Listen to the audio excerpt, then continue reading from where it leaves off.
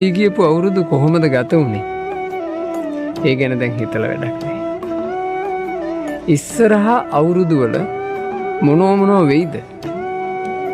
ඒ ගැන තාම හිතා ගන්න පුළුවන් කමක් නැහැ. දැන් ඔබ මොනව කර දින්නේ? ආන් ඒක තමයි වැදගත්. මේ මොහොත ලස්සනට ගත කරනවා. ඒක තමයි වැදගත්. මේ මොහොත සාර්ථකව ගෙවෙනවා නම් ඒක තමයි වැදගත්. මේ මොහොත ඔබේ ජීවිතේ අලුත් වෙන විදිහට ගත කරනවා නම් ඒක තමයි වැදගත්. ඔබ සතුන් මරමරා හිටිය කෙනෙක් වුණත් දැන් ඔබ සත්තු මරන්නේ නැත්තම් ඔබේ ජීවිතය අලුත් වෙනවා.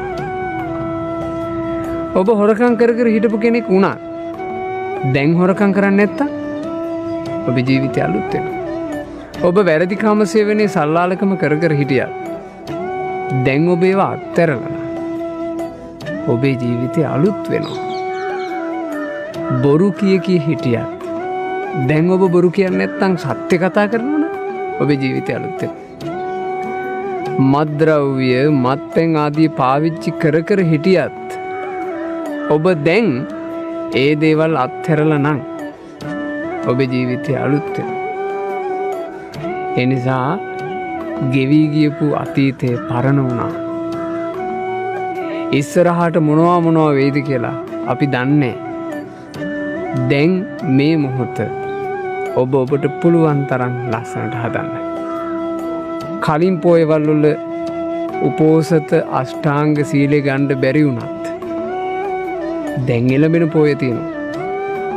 ඒ පොයවල් වල ඔබ අනිවාර්යෙන් උපෝසත අෂ්ටාංග සීලය ගන්න. සිල්වත් වෙන්න.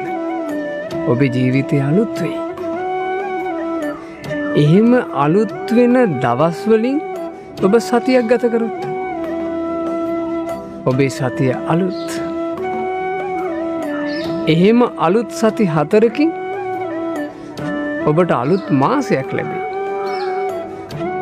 ඒ බඳු අලුත් වෙන මාස 12ක් ගත කරොත් ඒ අවුරුද්දම අලුත් අවුරුද්දක් නෙමෙයිද? ඒ නිසා මේ මොහොතේ ඉඳන් පින් කරන්න පටන් ගන්න.